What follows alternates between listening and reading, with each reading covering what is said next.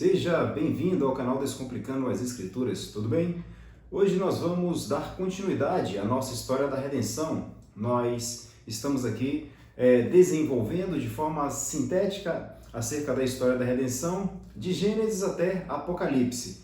Nós paramos no episódio número 10, em que Moisés ele foge para o Egito, foge para o deserto, foge do Egito para o deserto, porque havia matado um egípcio que estava agredindo um hebreu. Então nós fechamos 10 episódios, fizemos uma live, eu e o meu amigo Breno Moreira, a quem eu agradeço, fazendo um resumo desses 10 episódios.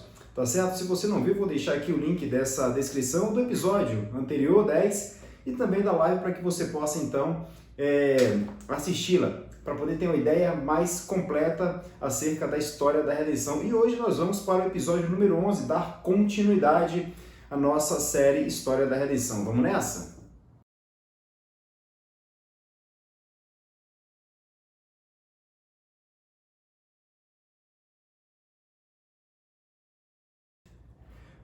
Pois bem, nós vamos agora para o episódio número 11, e veja o que diz o texto em Êxodo, para a gente poder então entender o que está acontecendo agora nessa saída do povo lá do Egito rumo a Canaã. Veja o que diz o texto de Êxodo, capítulo 2, dos versículos 23 até o 25. Vai dizer assim, ó: Decorridos muitos dias, morreu o rei do Egito.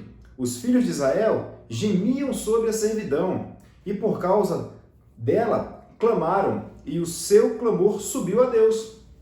Ouvindo Deus o seu gemido, lembrou-se da sua aliança com Abraão, com Isaque e com Jacó. E viu Deus os filhos de Israel e atentou para a sua condição. Lembra que quando Deus fez o pacto com Abraão, ele disse que a descendência de Abraão seria escrava em terra estrangeira? O povo na condição de escravo, sofrendo, então agora clama a Deus por socorro.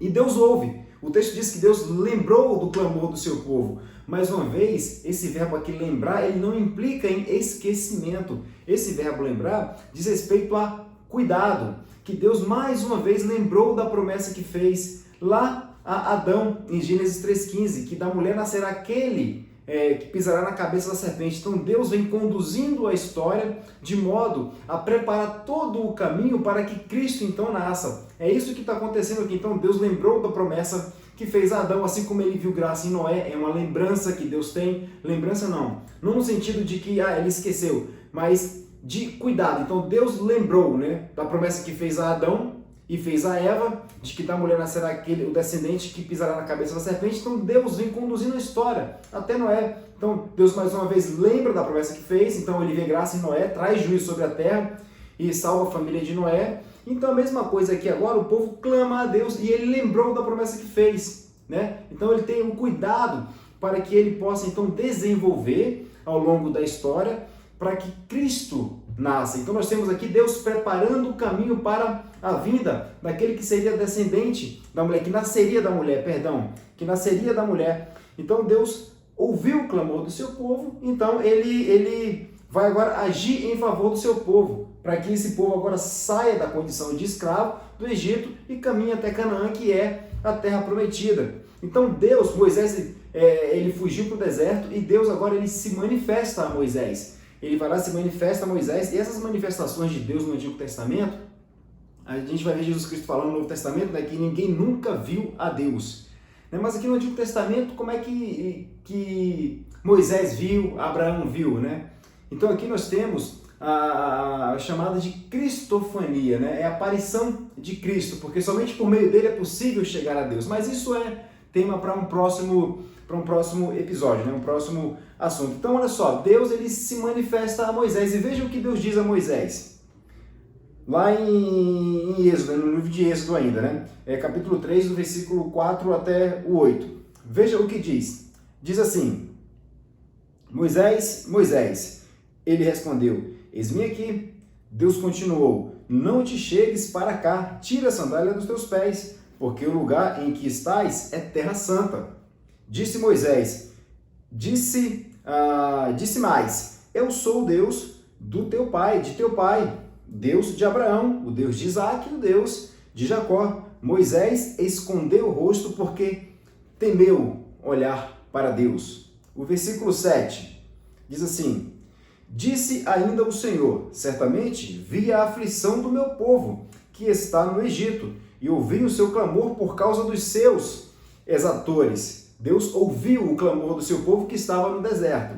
Conheço-lhe o sofrimento, por isso desci a fim de livrá-los da mão dos egípcios e para fazê-los subir daquela terra a uma terra boa e ampla, terra que mana leite e mel, o lugar do cananeu, do Eteu, do Amorreu, do Ferezeu, do Eveu e do Jebuseu. Lembra quando Deus faz o pacto com Abraão em episódios anteriores? Não lembro agora qual é o episódio, em que Deus fala que essa terra é a terra, né, do Jebuseu, em que Deus vai dar para Abraão. Lá em Gálatas também, quando Paulo vai explicar acerca desse pacto que Deus fez com Abraão, fala que o limite da iniquidade desse povo vai chegar. E quando chegar ao limite dele, essa terra será dada para o povo de Deus, que vai sair então do Egito rumo a Canaã.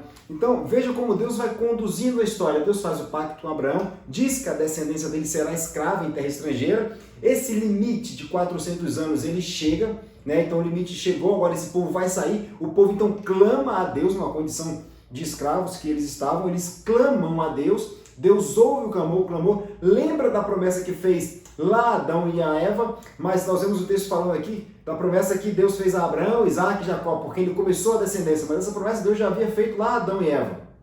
E chamou o servo dele, Abraão, e foi desenvolvendo essa promessa. Então Deus vai agir agora em favor desse povo para tirá-los da terra do Egito e para conduzi-los até Canaã por meio de Moisés. O que eu quero que você perceba aqui acerca da história da redenção, um princípio fundamental de interpretação bíblica é que a centralidade da Bíblia é a obra e a pessoa de Cristo. E no Antigo Testamento nós vamos ter muitas sombras daquilo que viria a acontecer no Novo Testamento, que é a encarnação do Verbo. Aqui nós temos o povo de Deus na condição de escravo, em que Deus vai suscitar um libertador, que é Moisés, para conduzir esse povo, para tirar esse povo da condição de escravos e, saindo dessa condição de escravos, conduzi-los até a Terra Prometida. Nós, no Novo Testamento, e aí o Israel de Deus e a igreja gentílica é uma coisa só, eu entendo que é uma coisa só, apesar de terem outras interpretações, mas isso é assunto para um próximo episódio. Tá? Então agora nós temos no Novo Testamento Cristo libertando o povo da escravidão do pecado e por meio de Cristo nos conduzindo, e por meio do próprio Cristo, por meio dele, ele nos conduzindo como capitão da salvação até a Nova Jerusalém. Então nós vemos essa sombra no Antigo Testamento e vemos isso configurando, né? Isso acontecendo, nós vemos a sombra no Antigo Testamento e essa realidade no Novo Testamento. Né? Então Deus suscita Moisés, então o povo está na condição de escravo, Deus suscita Moisés, tira Moisés do deserto, Moisés vai com Arão então até Faraó, para que Faraó liberte o povo. E aí então o coração de Faraó é endurecido por Deus, né? E sendo endurecido o coração de Faraó por Deus, Deus manda as pragas no Egito. São 10 pragas, né? A primeira delas é a praga em que as águas se tornam em sangue, a segunda, as rãs, a terceira, os piolhos, a quarta, as moscas, a quinta, a peste nos animais, a sexta, as úlceras, a sétima, a chuva de pedras, a oitava, os gafanhotos, a nona, trevas, e por fim a décima, a morte dos primogênitos. E eu quero me atentar a essa última aqui, né? Essa morte dos primogênitos, sobre ela que eu quero falar um pouco aqui. É dada uma ordem para que um cordeiro seja morto e o sangue desse cordeiro seja passado nos umbrais das portas. Que quando o anjo da morte viesse para trazer a décima praga, que é a morte dos primogênitos, Deus iria guardar o seu povo. Certo? Era guardar o seu povo para que nada a eles acontecesse. Né? E o sangue desse cordeiro seria colocado nos umbrais das portas, e quando o anjo da morte passasse, vendo aquele sangue, ele passaria direto e aquela casa ali não seria afligida pela morte do primogênito. Isso vai ficar caracterizado como o chamado Passac, que é a passagem, né, desse anjo, a saída também desse povo do Egito para a liberdade, o que vai ficar conhecido como a Páscoa judaica, né? Esse saque, essa saída do Egito, né? Então, Deus estabeleceu também como preceito que o povo celebrasse e lembrasse disso de forma perpétua, dessa libertação, e que então eles celebrassem esse dia. Então Deus, quando envia o anjo da morte vem para cumprir, né, essa 10ª praga, matando os primogênitos, aquele que estava com sangue nos umbrais da porta, o anjo passava direto, então eles eram protegidos por esse sangue. Mais uma vez nós vemos aqui um tipo, né, uma sombra daquilo que viria a acontecer no Novo Testamento. Então nós temos ali essa 10ª praga acontecendo no Egito, então o povo começa a sair de Canaã. Então o faraó ordena que o povo saia e depois começa essa perseguição. Mas o povo, então, ele sai de Canaã no meio do deserto com destino, sai do Egito rumo a Canaã, com Moisés sendo o libertador deles, e começa então a jornada de 40 anos até a terra prometida, a terra em que Deus prometeu. E Deus ordenou que isso fosse celebrado, que essa saída da condição de escravos para a condição de livres fosse celebrado por eles, fossem comemorados pelos judeus.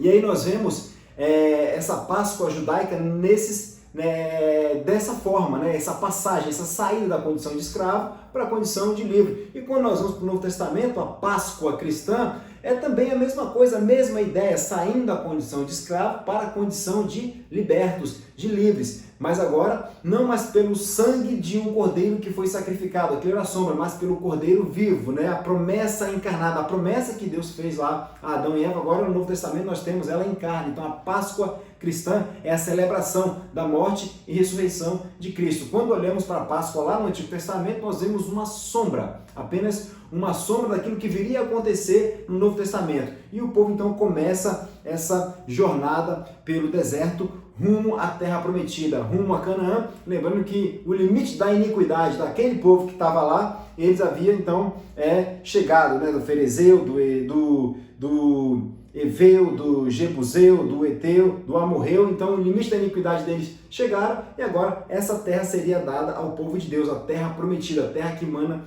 leite e mel. Então nós vemos Deus, desde a queda, atuando na história para que o filho prometido, né, o verbo de Deus, então encarnasse. Então nós vemos Deus atuando desde a morte de Caim. Lembra que em Gênesis 15 fala dessa guerra das sementes, né? Caim matou Abel, e agora como é que vai vir a descendência na mulher? Então Deus suscita, Deus abençoa Adão e Eva com a fecundidade, então vem Sete. E aí depois nós vemos Noé. Então Deus o tempo todo atuando na história e o tempo todo tendo a guerra das sementes. Lembrando que no Egito nós vimos episódios no 8 ou no 9, não lembro agora, ou se foi no episódio 10, em que Faraó manda matar todos os homens. É a guerra das sementes, é Satanás não querendo que a promessa que Deus fez em Gênesis 3,15 seja cumprida, né? Mas vemos que Deus atuando, né? E agindo, Deus que impedirá. Então ele atua o tempo todo ao longo da história